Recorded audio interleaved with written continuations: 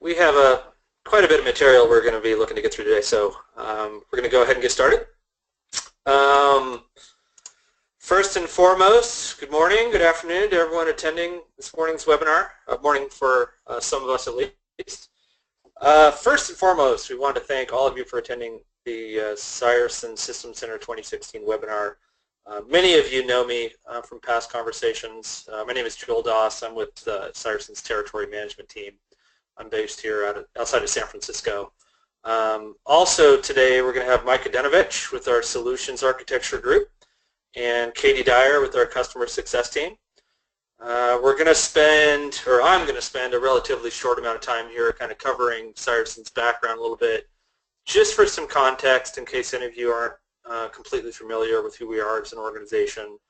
But of course our main focus is going to be covering some key topics around leveraging Cireson to get the most out of your System Center 2016 investment. So with that said, I'm ready to kick off this session. Mike, Katie, can you both hear me, just to make sure we're on board? Yes. Excellent. Okay, so first up is just some kind of general housekeeping around how we're going to conduct the session. Very similar to past webinars for many of you that have attended those. First up, please post any questions you may have in the GoToWebinar questions panel on the right-hand side of the screen. We will do our best to answer those during the Q&A at the end of the webinar. For any more difficult questions that we need to go back and check with our team on, we will follow up over email. We're also going to be recording today's webinar for viewing later in case something comes up you need to leave early, or if you want to share with a colleague. The recording should be available in about a day or two on our Vimeo channel. So if you go out to vimeo.com, search Team Cireson, you'll find not only today's webinar, but previously recorded webinars and sessions.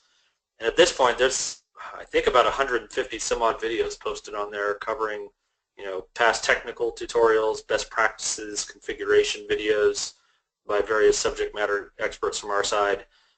So a great kind of resource for review and reference. Everything from ITSM topics, asset management, password reset, some of the newer things that we've been focusing on, like our Service Manager Lifecycle Management tool, even our upcoming Configuration Manager portal, etc. So definitely check that out. So specifically for today's agenda, first I'm going to go through a little bit of an overview. Like I said earlier, though, not going to spend too much time on that, just kind of a quick refresh for those of you that may not have attended these sessions in the past.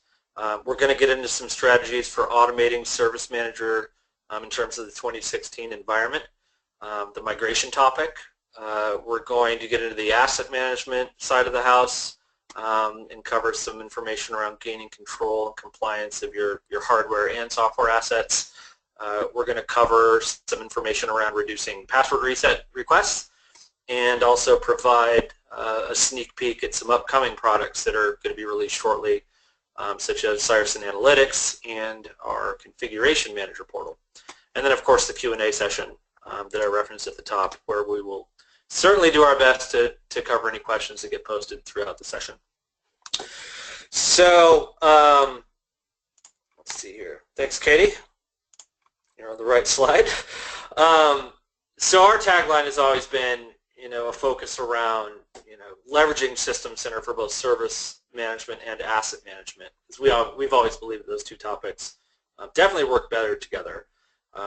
We've always built on System Center in terms of our platform, but at our core, we are ITSM and asset management specialists with a strong background in, the ITIL framework and a commitment to delivering a modern user experience. So in short, we help our customers work more efficiently with the System Center platform. For those of you that are a little bit unaware of our history, we've been around for almost 5 years now. We came together back in 2012, April, I believe, so pretty close to that 5-year mark. Our company formation was prompted by the System Center release in that year, which brought all 8 products in the System Center stack together under one license. Basically, we knew there were going to be a lot of customers out there with access to this great base layer of capability and foundation of ITSM and IT asset lifecycle management. But we also saw an opportunity to build on top of that and really bring it together in, so to speak, kind of a single pane of glass. A lot of people are actually, even longtime users are a little bit surprised to learn that System Center, when viewed as a whole, is actually the world's largest service and asset management community in the world, with close to 10,000 customers out there using Service Manager globally, and well over 150,000 companies using Configuration Manager. One last thing we wanted to call out before moving on here is that the past year has been pretty good for us, not only in terms of acquiring new customers and maintaining that strong renewal rate, but we've also received some honors out there from some high-profile organizations like the San Diego Fast 150. We were identified as one of the fastest-growing companies in that area where we're headquartered. We've been named to the Inc. 500, Deloitte's Technology Fast 500, and one of CIO Review's 20 most promising asset management solutions. So definitely grateful for that recognition, in addition to, of course, our continuing top-tier Microsoft partner status. So one last slide I just wanted to cover here before passing it off to Katie. As I pointed out, our background is around System Center, of course. Given our focus around service management and asset management, historically that's meant a lot of work with Service Manager as well as Configuration Manager for things like discoverable asset data. What started out on our side is kind of a handful of apps intended to improve the user experience around Service Manager is really grown into a fully realized front end for Service Manager that covers end user self-service, knowledge management, web-based, mobile analyst experience, password reset, now a Service Manager migration tool, and very soon to be our Configuration Manager front end. So through all that, we've tried to help perpetuate the System Center community as a whole by ensuring that a number of those apps remain free to the community. So I'm guessing that most of the audience here is aware that we have a collection of free apps for both Service Manager and ConfigMan. But if not, definitely visit our website. Under the product page, there's a section for free community apps, and certainly encourage everyone to check those out and let us know what you think. So with that said, I'm going to go ahead and pass things off to Katie here for the automation topic around Service Manager 2016 migrations. Perfect. Thank you, Joel. Let's get started with the first topic of the day, automating Service Manager 2016 migrations. So first, let's understand the why behind the what. So what are the key benefits of going through a migration versus an upgrade? And some of these benefits include improved performance. So with only migrating your active work items in the database, that alone can improve performance dramatically. So that's one area. We can also have the opportunity to upgrade the operating systems and database software. So if you're not on the latest and greatest, this will give you a chance to upgrade that, of course, assuming you're moving to a supported platform. We have lessons learned through past deployments experience, whether we want to implement these in our new clean environment or not. But basically, we're given a fresh start on this new environment.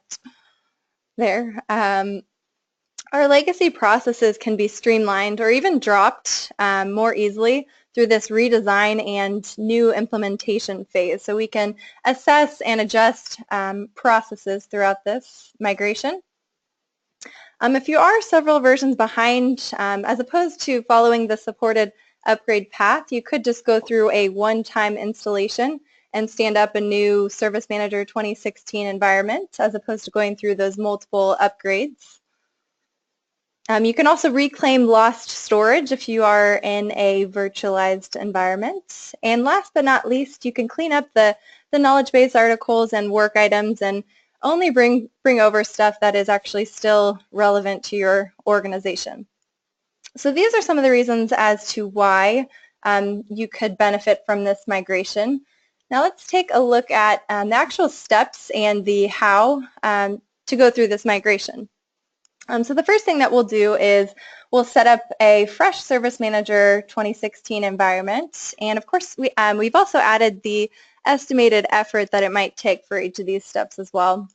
The next thing we'll do is just some of the basic configuration items, such as setting up our Exchange connector, maybe Active Directory and other connectors in the system, enumeration lists, just some of the general configurations that will need to be in place.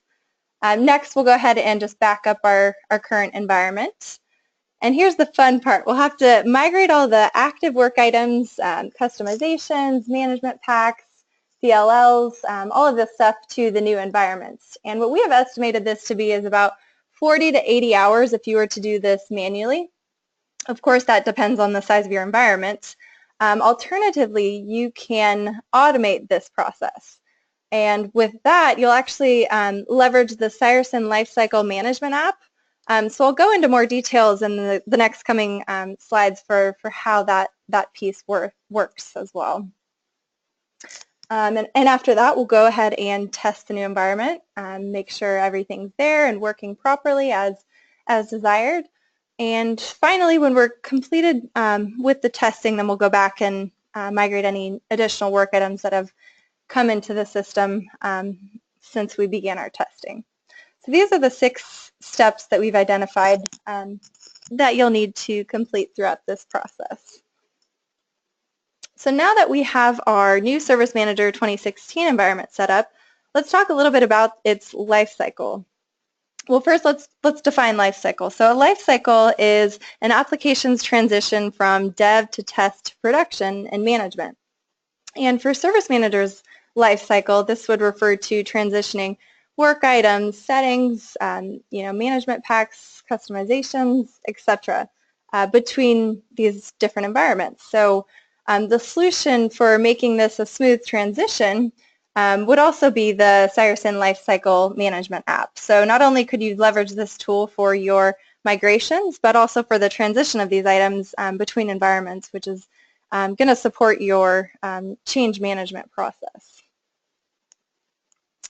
as well. So let's just dive a little bit deeper and discuss some of the items that are the key features of the application itself. So first we have a way to ensure that only the necessary management packs are being brought into the new environment. So we can check for dependencies or even target exclusions. So there's just various options that we have around which management packs are going to be brought into the new environment. We can also copy work items and configuration items based on certain criteria. We can copy things like runbook IDs and enumerations that are stored in the system management packs as well.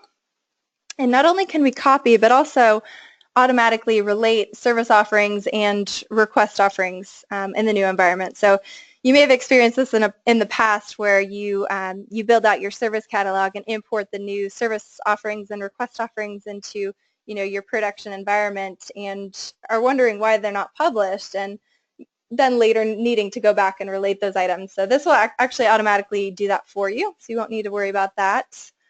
We can also bring in SLOs and DLLs and much more. So these are just some of the key features that are included in this app. And due to time restraints, I'm not able to go through every single one of these. However, if you are interested in hearing more about this product and or our services that we offer to assist with these migrations, just please let us know. So I hope that has given you a good understanding of how to automate Service Manager 2016 migrations. Now let's change gears and move into our next topic for today, which is gaining control of your hardware and software assets.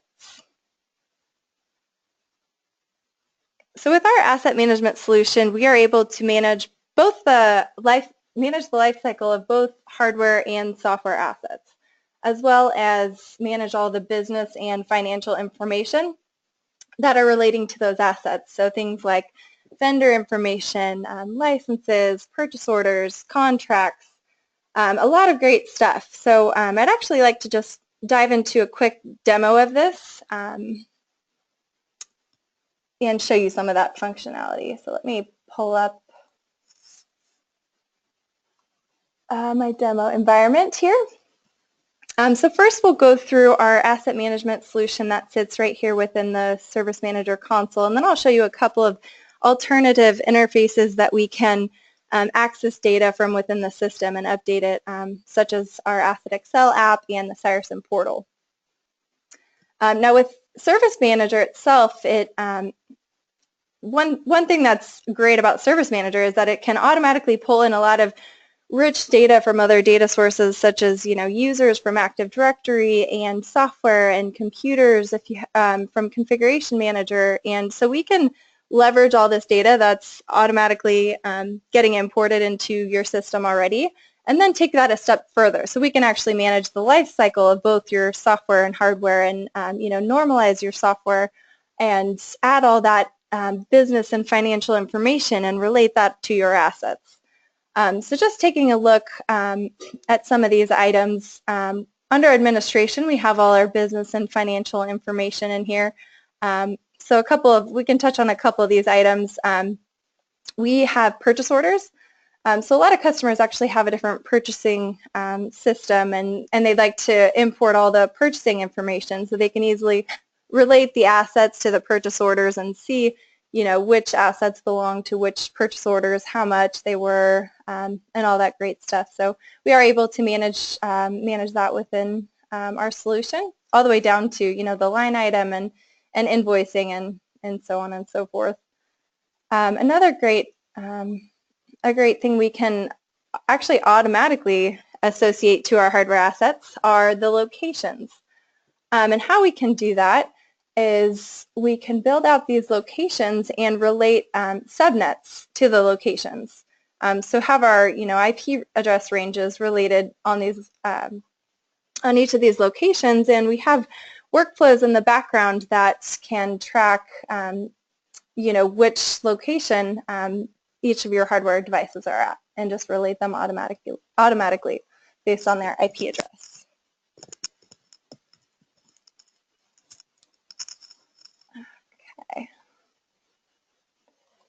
And another item are licenses. We can capture all your license details, the cost, the expiration dates, any of the product key information, and relate these to your software assets so you know how many licenses you are licensed for the different software assets. So these are some of the items. Unfortunately, I'm not able to go through every single one of these today just because we have a lot of content to get through. So I'm going to move through this a little bit quickly. We can also capture some of the contractual information, so your leases, warranties, support and maintenance agreements. And what's great about this is we can also build workflow notifications to notify you exactly when these contracts are going to expire, and set a threshold so you're well aware and being proactive about these agreements here. And last but certainly not least, we have our hardware and software in the system. And as I mentioned before, we can leverage what's brought in from Configuration Manager, and we have some additional workflows that can automatically not only create hardware assets, but keep these up to date. So let me just pull up one of these hardware assets, and I'll show you a couple of the properties that we're able to track on these hardware assets, just to give you a quick idea. So of course we have the asset name, and we have a primary user here. This can be pulled in from Configuration Manager if you are leveraging that, just to know who's actively using the device. We have all the general details, of course, manufacturer, model, serial number, asset tag.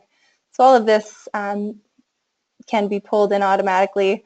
And then we have the status here, so we know where this asset is at within its life cycle as well. Location details and the support contracts at the bottom, and warranty and lease information.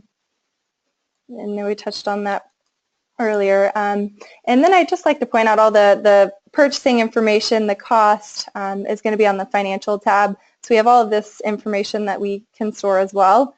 The custodian field is great because this is actually going to be which user is assigned the device and responsible for it.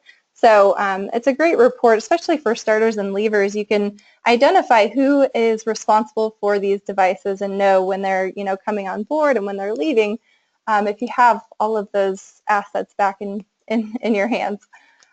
So that's a great report. A lot of customers will like to compare the custodian with the primary user to see who's actively using the device and who's responsible for it. So these are just some of the items that we are capturing on our hardware assets. Now let's move quickly into the software assets as well. You may have noticed just the software out of the box is getting pulled in. It's probably going to be a list of tens of or hundreds of thousands of pieces of software just coming in from Configuration Manager. And what we're able to do is actually normalize that data with different software patterns and manage the software assets that actually matter to us. So as you can see on this screen here, we have the purchase count. So we can quickly identify, how many have we purchased and how many are installed versus, what's available for us. And if you are using software metering in Configuration Manager, we can also capture the usage. So not only how many do we have purchased and installed, but who's actually using the device, and do we really need to go out and purchase more software or not? So that's another great feature within the solution. Okay, I'd like to touch quickly on the asset import connector. It's a really powerful tool. You may have been wondering, well, how do we get all this information into the system? Like I mentioned earlier, a lot of customers will have an external purchasing system and want to pull in their purchase orders. And what you can do is you can either connect, you can create an import connector for all these different modules, whether it be Cireson specific or not, and import this data. So there's a couple different ways you can import data. If you have CSV files, maybe you have a CSV file of just hardware assets that you'd like to import that aren't on the network. This is one way that you could do that. Or you can connect directly to alternative data sources, as you can see here. So we can automatically connect to a SQL server, ODBC file connection, LDAP query, and of course we'll be prompted for additional information to establish these connections, but it's one great way to pull this data from other systems and have it updated, just schedule it on a regular workflow so that it's automatically being updated for you, so you don't have to go in there and manually update this information. So that's just one thing I wanted to point out for how you can kind of get the data in the system, whether it's a one-time import or scheduled, for keeping the data up to date. And next I'd like to show you our Asset Excel app briefly. One of my favorite features. So the Asset Excel app is just an add-in to Excel. It sits right here within Excel tab here, so we can connect directly to the CMDB. And this is a bidirectional connection. So we can view and update information. It's a great tool for those that are familiar with Excel and comfortable with it, that may not necessarily want the Service Manager console installed. They might just be a part of the purchasing process, and it's nice and easy to come in here and access. You can access all of your asset data, as you can see. So this is all of the contracts, warranties, as well as the hardware and software assets too. Now we do have any of the lists that are in there we'll pull through as well. So there is that data integrity, and the great thing about Excel is it's really quick and easy to do some bulk updates. So this is another way you can view and update data within the system.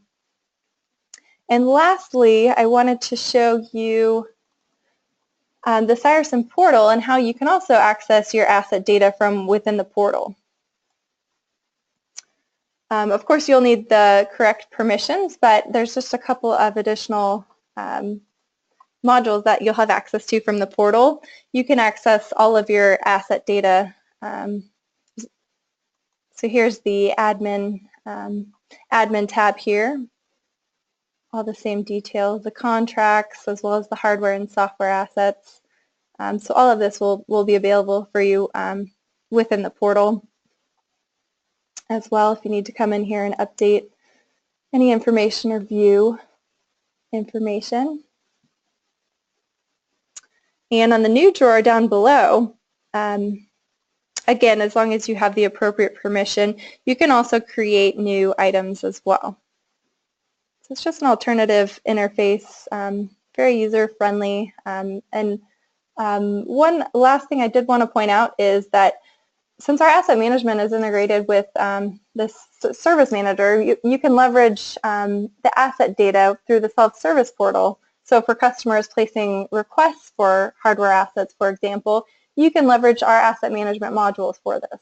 So that's another really powerful tool in building those relationships between the assets and the work items there.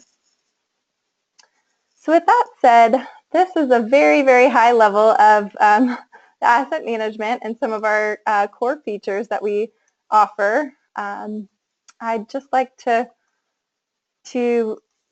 switch gears again, and I will pass this back over to Mike. Well, thank you, Katie. Appreciate that. We're going to change screens here. Hopefully everyone can see my screen. Can everyone see that? Yes. Perfect, perfect. Great. Thank you, Katie. Good morning, good afternoon, everyone. As Joel mentioned, I'm Mike Adenovich, the Solutions Architect for Cybersyn. And now it's my turn to do the presentation and demos for you, and I have quite a bit of material to cover today.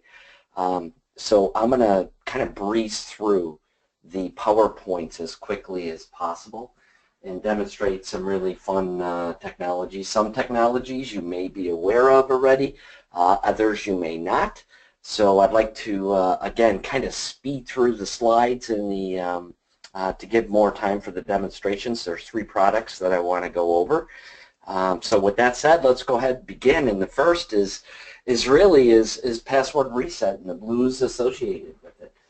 You know, industry statistics are showing that 30% of help desk calls are related to password reset, which takes up quite a bit of IT's time and is an inefficiency and lack of productivity to the end users because of the manual process behind that, and how that could be eliminated with the Cireson password reset solution. Most of you are aware, those that are not, Cybersyn does have a password reset solution out there. It's been out for quite some time. We've gone through a couple of iterations, V1, and now we're on V2 and have been on V2 for coming up close to a year. It does integrate with Active Directory, and this is independent of any System Center or Microsoft or third-party product. So it's a separate platform. Again, ties into Active Directory, does adhere to AD domain policies, and does enforce those policies when leveraging our solution. It is browser and device agnostic, much like online banking right now, where you don't have to contact customer service.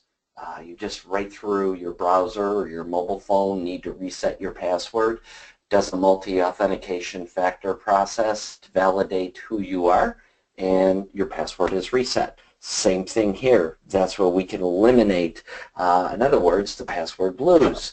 Another thing is that because it's an independent platform and you want to integrate this with your service desk, you do have that ability with either integrating through Service Manager or even a third-party solution through REST integration. That came out actually in V2. There are multi-factor authentication options, and that's currently in V2 and below, which is, how should I say, text messaging or SMS token authentication, which that SMS infrastructure is part of our solution and hosted by us. So there's no need to put in a third party or SMS infrastructure. We take care of that for you, as well as via email and phone passwords.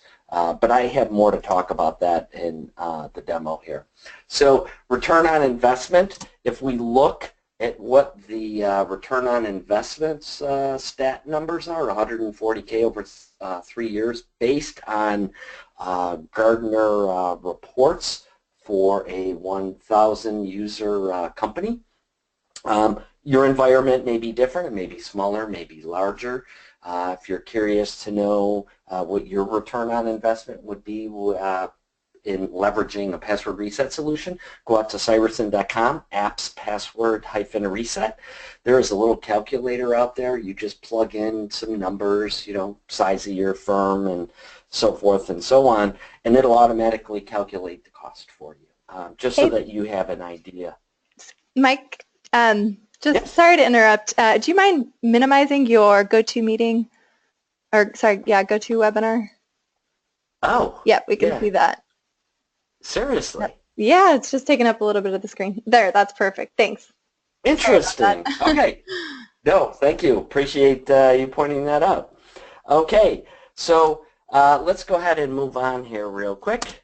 And from a V1 and V2 perspective, these are the features that are out there today. Again, I don't want to go through all of these. I'll let everyone read these either now or through the Vimeo recording. I just want to kind of key in on a couple of them that I think are rather important. And that is that the password reset, as I mentioned, is a browser-based solution. But in addition to that, we also integrate with the desktop and can not only change the Active Directory password, but also the local desktop and cached password. We do integrate with an MSI installer or an EXE, depending upon how you want to deploy the tool. It is supported in Windows 7, 8, and 9. And then again, I mentioned it is mobile adaptive. We are coming out with V3 of password reset. We're very excited about it. It's coming out in Q1. So be on the lookout for it. We have added additional functionality. A lot of our customers really love the password reset, but some of them don't have mobile solutions or track mobile devices for all of their end users. Therefore, using the SMS is not always a viable solution to them. So with V3, we've added a challenge response as another form of validating the multi-factor authentication there. And then as part of that challenge response, we've created a user enrollment interface for end users to actually complete or fill out the questions and responses. And the administrator has a number of options how they want to configure that, and I'll go over that in a second. But there is an end user enrollment interface and a new admin UI. If you've used the previous versions, V1, V2, you actually had to update any configurations through the SQL Server and doing update statements and so forth. Completely eliminated that, simplified the whole process. You now have an admin GUI or web interface to configure that. Really streamlined the process. So let's go ahead and let's have a look at that. So let's see here. I'm actually going to go to my password reset solution here. And now this again, I can do through my mobile device or what have you. So now I want to change my password. And I have some options now. So it's going out there. And now if I'm trying to change my password via mobile, I can receive a text message through the SMS with my token to validate who that I say that I am. Or Maybe I don't want to do that. Maybe I want to do it just by answering security questions. So here I can answer the security questions that are prompted to me, and let's see here. I have my response that I'm going to add. Oops. And let's go ahead and enter this. And now I don't want to reset. Well, let's go ahead and say yes here. And now I could go ahead and easily reset my password. And if I choose, I can say hide password or not, so that I could actually see it as a end user. And obviously I want to see it because I don't know how to spell. And then I can go ahead and reset my password. I'm not going to reset this password because this is one of my admin passwords, so I really don't want to reset this. So we're going to, but I think everyone gets the gist. It's going to go ahead and reset my Active Directory password here. So now as an end user, if I need to set, or better yet, set my questions, I could just, as an end user, go to the App Enroll webpage here and wait for the screen to come up. There we go. And now I could go ahead and answer the questions I could fill out. Like right now I have it set. The administrator has set it to say that the end user needs to complete 3 questions. This is configurable. I can configure it to ask them to complete 5 questions, 10 questions, 2 questions. I, as an administrator, configure it. I could also configure what questions I want to ask them, and they could even select what questions they want by scrolling through and clicking on this, or maybe they don't want. You want to, as an administrator, give them the ability to ask the question that they want, and then provide the response. So I could easily go ahead and configure that. So as an end user, I would create the enroll. Now, what's nice here is that you could actually leverage the Cybersyn portal to actually put a direct link request offering to the enroll page for these end users to even simplify the process with our advanced request offering. Sort of what Katie showed you earlier about making asset requests through the portal there. So as far as the admin page, again, this is really nice in V3 that now you actually have an admin page to configure it. So here in the admin page, here is where I determine how I want the password reset solution to work. Before, again, it was SQL. Now I could go through and say, yes, I want them to do password tokens only, or maybe I want security questions, or maybe I want both. Here I could say that they're going to get predefined questions, or the end user can define the questions, or maybe both. And then I could state how many questions they have to configure, how many for the challenge response. And I could go ahead and continue to configure the portal through the admin page here. This here is where I could add the questions. Out of the box, we provide a number of questions that you can leverage. If you decide you don't want to, then delete them. Add your own questions. And in this case here, out of the box, we have 37 questions. Again, you control it as the administrator. It's very easy to do. And then as well as my reset token settings through the SMS. If I want to integrate with Active Directory for multiple domains, where I can say, you know what, I have multiple domains in my environment. So I don't want the user to figure out what domain they want. They could go ahead and from a drop-down list select it first, just type it. If I want to integrate with SMS, I could easily do that and define what service request or incident templates, or maybe a change request template, depending upon your ITIL processes that you want to configure here. And then my REST integration. Very, very simple and easy to use. And now, one thing I just want to show you real quick is the password reset for Windows 7, 10, and 8 here. As I mentioned, you know, a lot of times end users come into the office, they grab their cup of coffee, they sit down, and then they realize, I can't remember my password, or maybe my password is locked out, or whatever the case may be. Instead of contacting the help desk, they can just go ahead and click on the Cybersyn password reset here, type in their user ID. In this case, I'm going to select Elisa here. And I'm losing my mouse. There we go. And now it's going out to the password reset solution. And now if I want, again, I could do it through SMS if I want to do it through my phone, or I could do it through the questions and answers. Again, without interacting with IT to do this. And it's all tracked if you have it integrated with your service management solution. So with that said, I'm going to go ahead and move forward here. And okay, great. So from a now what I wanted to do, I've got a couple of other products that I wanted to show you. Now this is some really cool stuff here. What I wanted to show you here is a Cybersyn Analytics.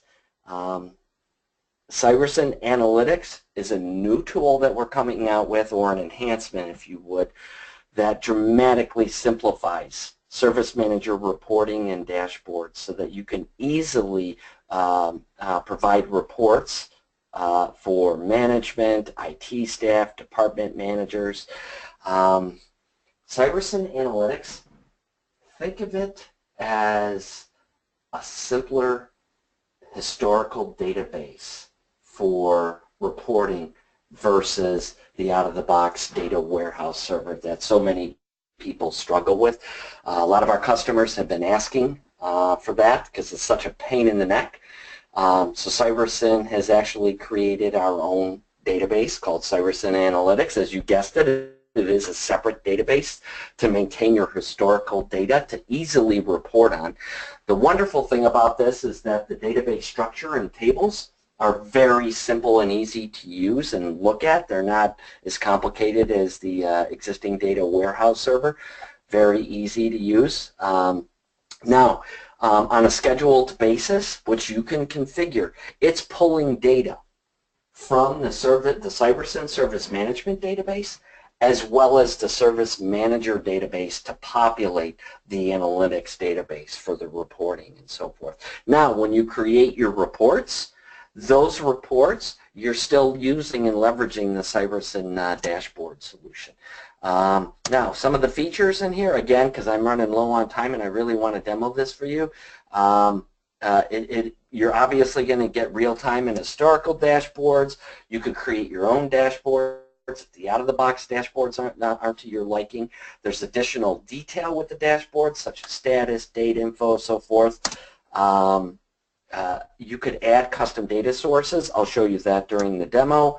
And what's really cool, again, I'll show you during the demo, is that we can actually simply add time period filters. Again, I'll demo that for you as well.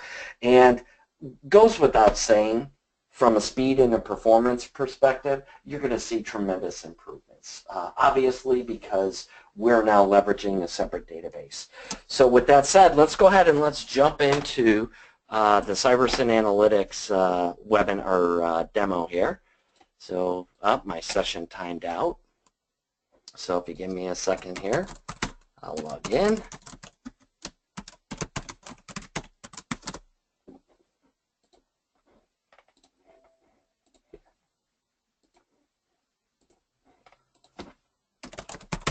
Appreciate everyone's patience here, but I think you're gonna find it well worth the wait when you see what's coming.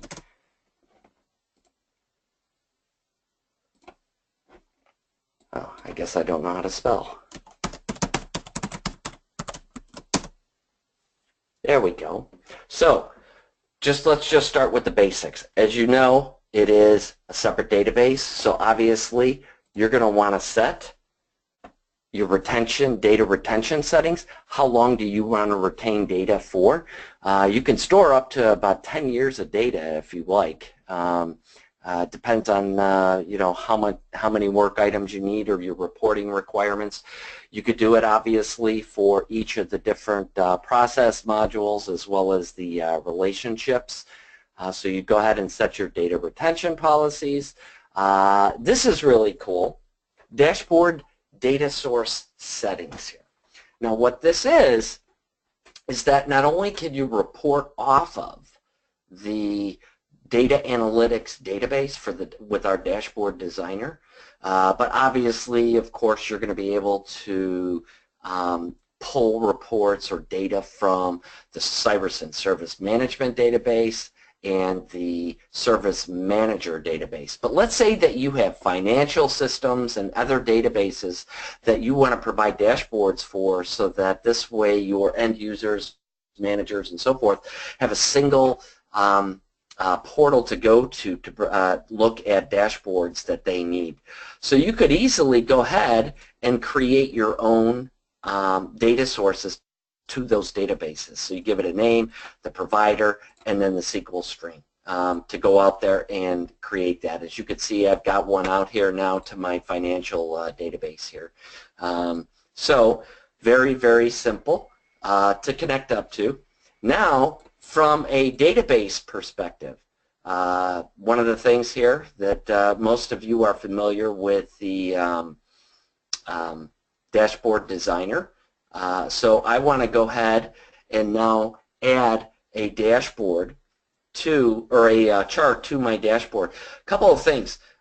In the previous version, there were, I believe, 5 or 6 different type of widgets. We've added some additional widgets. One that stands to mind is the SQL count widget. But I'm going to go ahead and I'm going to do a SQL chart widget here. Very easy to do. I'm going to go ahead and pull some SQL code that I want here. And I think you guys are going to like this. So we're going to do here, we're going to just plug in our data here. And we're going to tie into the Service Manager database.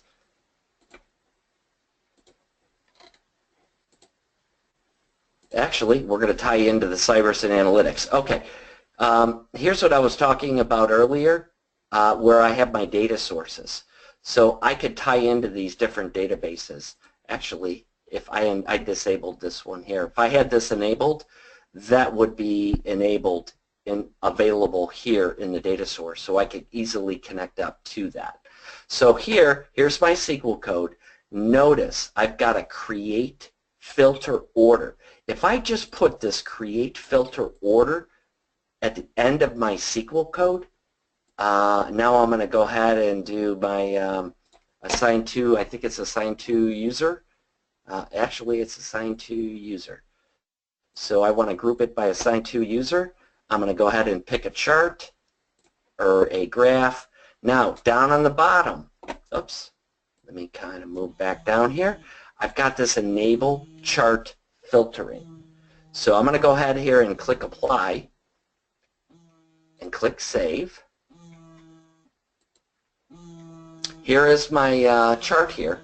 But now what's cool is because I had that little SQL code, I could easily slice and dice the data quickly and on the fly just by filtering here.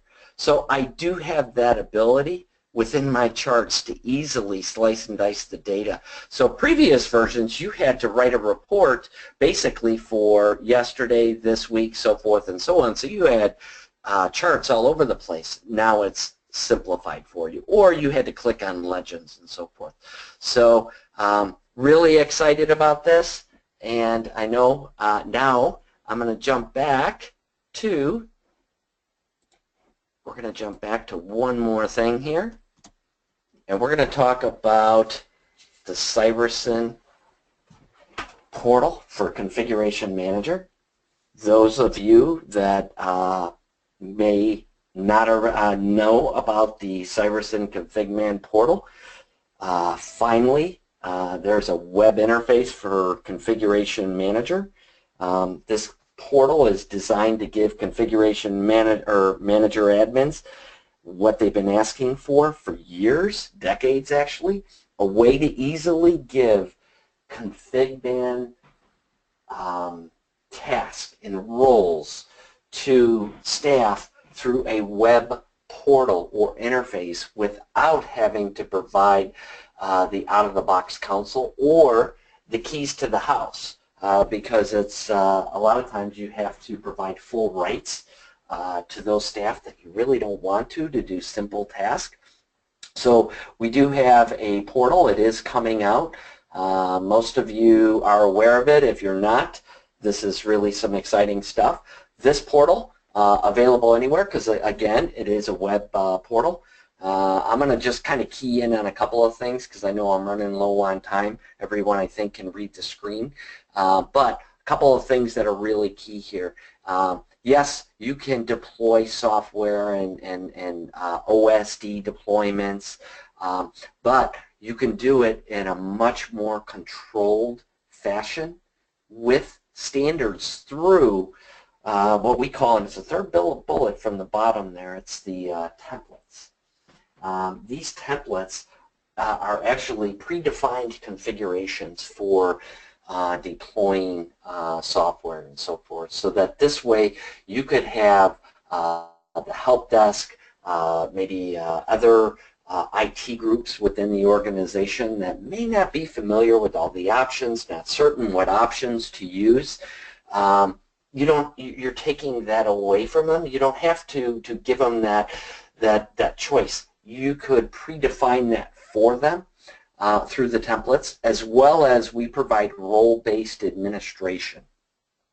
So we have our own separate security model to really define what different roles and tasks and responsibilities that different IT people or groups within your organization need. Very easy solution to do the role-based administration. So with that said, these are kind of like our stab at what we believe the IT roles to be in most organizations. Obviously, everyone's are going to be a little bit different, but what's nice here is that with these different persona users, as we call them, with our solution, you could easily provide in a secure fashion these types of tasks, and only these tasks, to these different groups within the organization. And again, without giving them the out-of-the-box counsel, and to know that the tasks that you assign to them are the only tasks that they can do. They can't go beyond that. So very easy to do. So with that said, let's go ahead and do a quick demo of the CMP. So going to the CMP here, renew my time here. So this is the portal that you see right now. We are in a preview release. It is going to be coming shortly. More than likely, it's going to be coming later this month or early February. Again, we're very excited about it. So let's go really just quickly on a couple of things here. So I'm going to go into the security settings. And you know how we talked about the persona users or those different groups? So I could go ahead and create the groups or IT support groups, if you would, in my that I want to assign certain tasks to within Config Manager. So I could easily go ahead and create a IT group. Once I've created my group, I could then go down and then select that group. Let's say that I want the desktop support team. And now within the desktop support team, I can then provide what access I want to provide to them. Whether I want them to do task sequences or any MDT, maybe I just want them to just see computers and deploy only a couple of software packages. I could define what they have access to and what they do not have access to. And then I could take that a step further. And eliminate risk in my organization to say, I'm going to allow them to deploy software that is approved software, that you define what software that is, but then take it a step further and say, you know what, I only want them to deploy up to 2 separate software packages at any point in time or at a single deployment. And I could say, in that deployment, it cannot go to more than 1 or 2 or 5 or 10 devices to really eliminate that concern of them accidentally deploying to the whole entire organization or to servers or what have you. You have that granularity there. And then if I go to the actual, the general page, I could further define the security by creating what are called views. And then within a view, I could then say, you know what, here's the computer or the service desk team, or better yet, the desktop team. And in the desktop team, I could define what, through some just little queries, what devices they can see. And then once I create a view for them to say, well, they're only allowed to see maybe workstations in a particular office because that's their role. That's all they're going to be able to see. I can then easily go to the permissions and then say, you know what, yep, I want this view that I just created to only go to the desktop team. And now I've limited them. So when they go to the computers, they'll only see what view that they have assigned to them through this drop-down list. They may have multiple views, but again, you're controlling that so that they'll be able to only deploy software to the devices that they need to.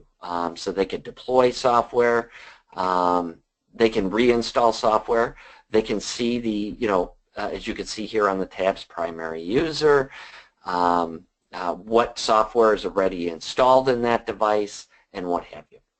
So that's just a quick high-level overview. I've given you guys just a glance at the CMP, the Cybersyn Analytics, as well as the Password Reset v3, and then Katie with the Lifecycle Asset the Lifecycle Asset Management tool and the Asset Management tool. If you guys want more detail, we are more than happy to provide a one-on-one demo for you to get more detail on these applications and how they can really provide value to your organization. So with that said, I'm going to go ahead and we're going to jump really to the Q&A section here, and let's see what kind of questions that we have here. Katie, or if anyone can see my screen again, let me know, because I don't want that to happen. Because Katie, if you could see my screen, it might be best for you to read out some of the questions. Maybe I'll give you control. I cannot see your screen. Okay, perfect. For the questions, perfect. Okay, great. So let me go ahead and expand this then. I see we do have some questions. That's a great question. I have Brian asking a question here on the cost of Cybersyn. And Brian, that's a great question. You know, we have a very simple licensing model, and we have a number of different products.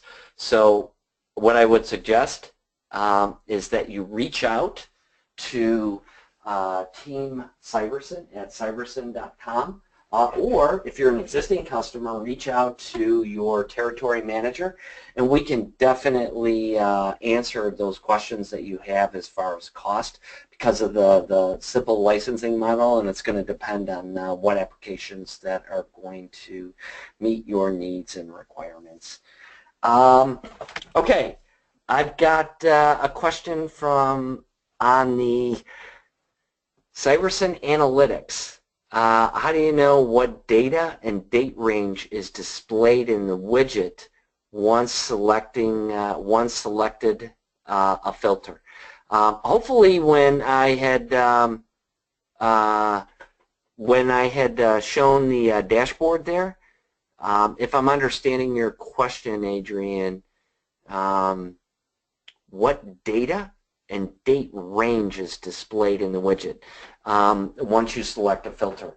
Well, The date range is going to be based on the filter that you're selecting from that date filter. As far as the data is concerned, it's really going to come down to the SQL query or the saved search criteria that you used for that data. Hopefully that answers your question. If not, you know, shoot me an email and you and I can definitely get that question answered for you there. Let's go on to the next question here.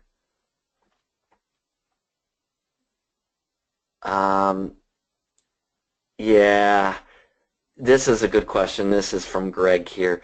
He's curious to know on the knowledge base if there's going to be any permissions on a KB article anytime soon. I know that there is discussions out in the community forum about that.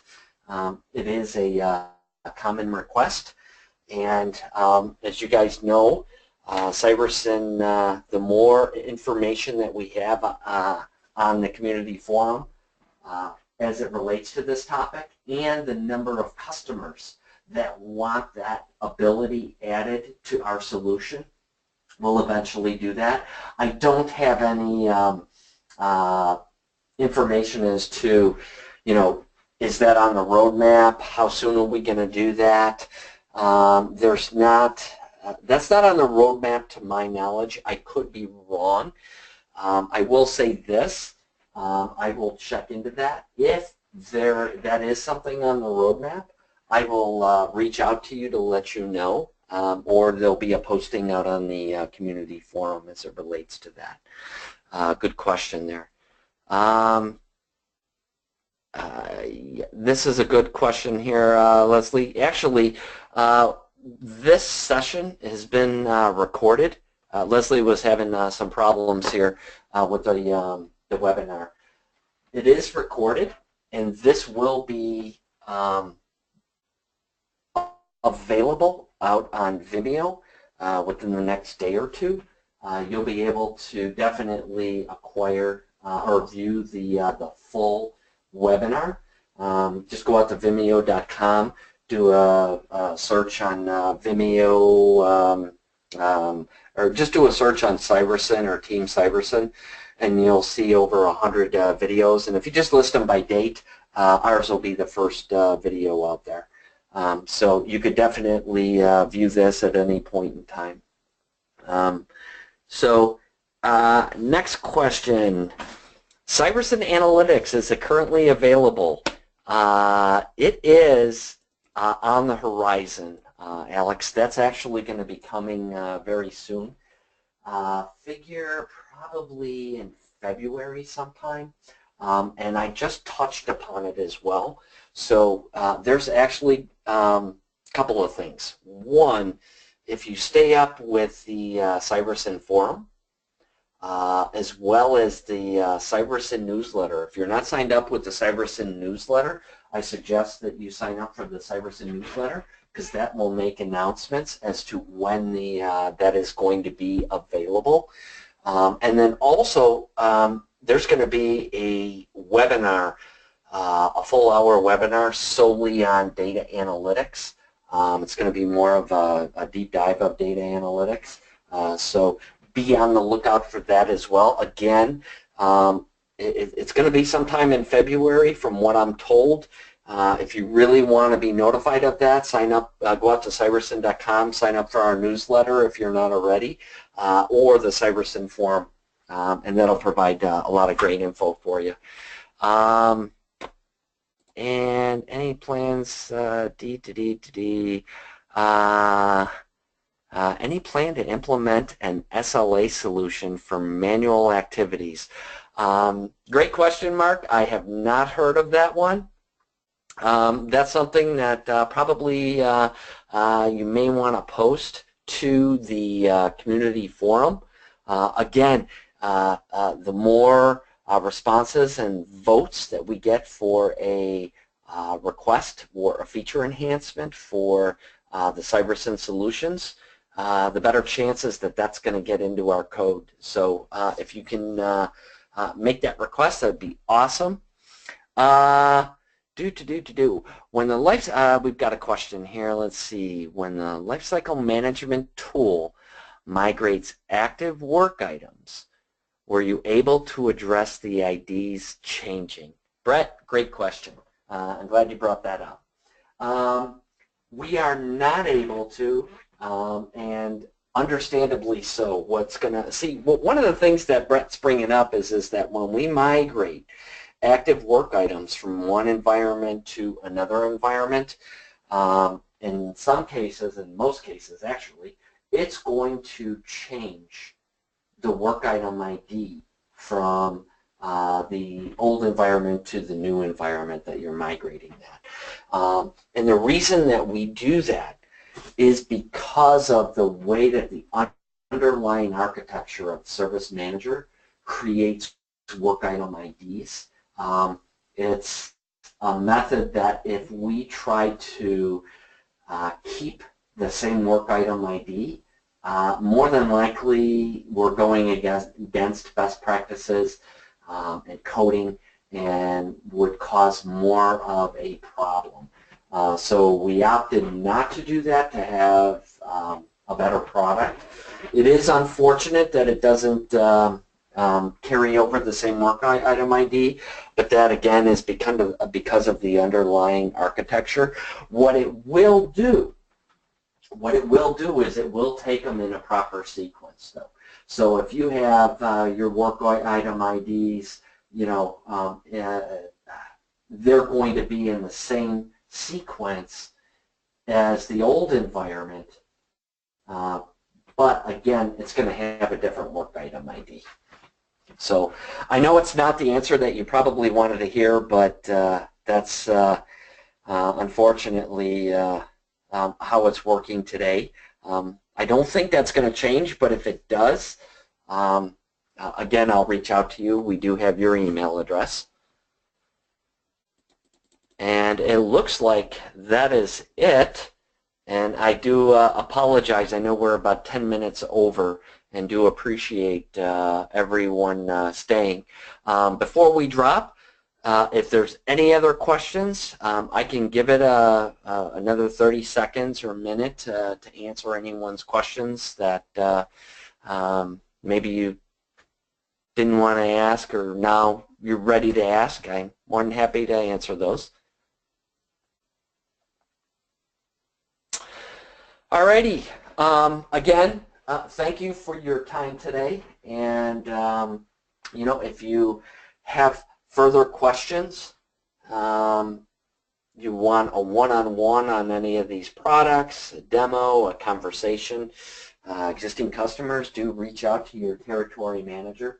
More than happy to work with you and set that up and schedule a time. For those unfamiliar with your territory manager or a non-Cireson customer today and you'd like more information, again, just reach out to Team Cireson at cireson.com.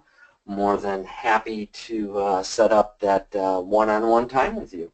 Again, thank you very much for attending today's session, and you have yourselves a great day, great afternoon, great evening. Thank you.